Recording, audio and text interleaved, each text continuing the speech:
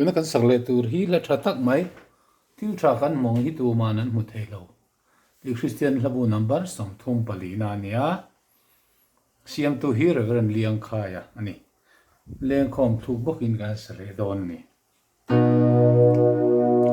til tha kan hu am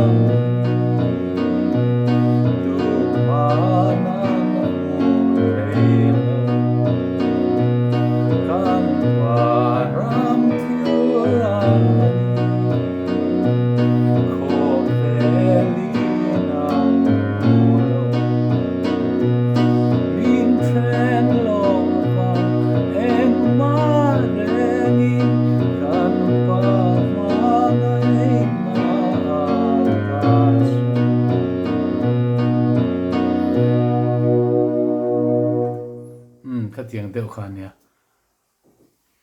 ala ya han kal da du te om san lo ani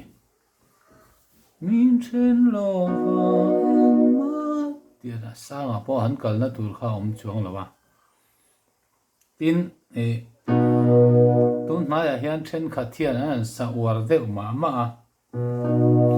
min chen lo ma re ni han ti ching te hian om dewa hei chu a phua chop deu ani tu hnaya phua chop deu min chen lo eng ma rengin ti khan thluk mai kha amoi zawk ani a solfa a po hian la ti do khan maya rengin ti khan maya rengin han ti vak kha chu amoi lo zawk ani a over deu over deu ma zawk ani chang hi na hi han salela a san sia chiar sen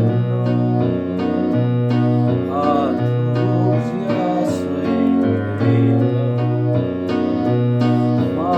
mai ro wi kan a man sia sen nang ni sera thiang lim teu a ro wi sia min fil